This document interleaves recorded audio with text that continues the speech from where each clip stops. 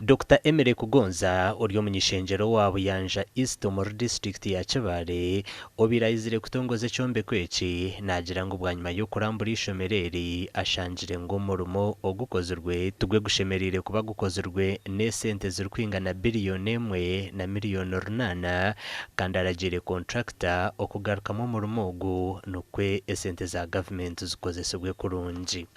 wangu nyayetorora kandi amahura g'ibya kubahereza nikaga cyasingayo burungi omwaka guno nguninye konyeza obusobozi ng'omugenyi omukuranya kwiziranukiro kya hati mu ibara lya Minister wa Finance Planning and Economic Development kandi akobera President nasikira omusemateeka ya Uganda omukoro gw'okustingura esomero lino kugikomishoninga kyaletu kukujagenda omumaiso habw'ensonga ng'obutambwire byombeko enkora eriyo enyombeka teriniye kuba irine yombeka biliyoni 1.8 so Konturakita tukumusaba n'aba bayikaini bamurorera okurora bagaruke mubaterese ebintu ebyo eseminti ekwimuka entebe zona zegemere tarazo yona bakakora kadibengalye na byona herwa amaizi ko kakakutekera. Dr. Emere Kugonza owabashendekerezibwe n'omunyishenjerokazi wa district ya Kibaale Nowerini Kisembo basemera aherize Konturakita okwezi kumwe kuba yaherize kutereza ekyombe kweki kandi yagira ngo batekwa okoreka omugasho gwa sente za government kandi ngo batekwa okureba ngo omurimo ogurikwingana na biliyoni 1.8 za government yabahire okombeka ishomereri. District Inginiya ojo tugambi habatwikirize kujya commissioning kandi omurimo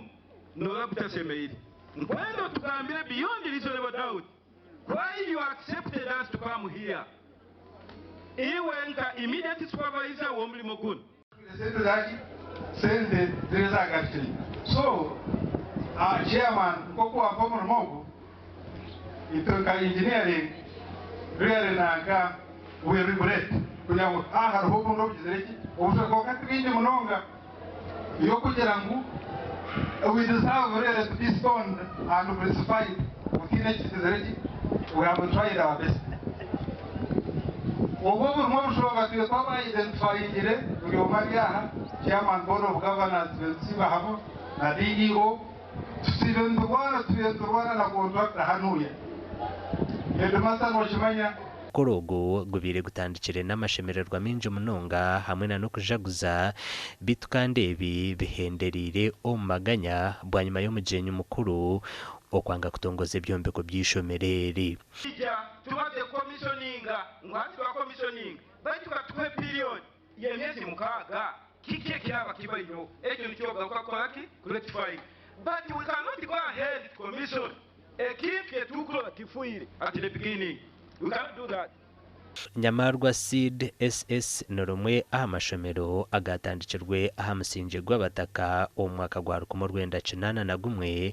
kandi ishomereri rikaba ryine abana igani 14 ritakatwirwe government omwaka gw'2011 kandi hatirgine abana 359 amakuru agagasha kwa Thomas Tumwebaze.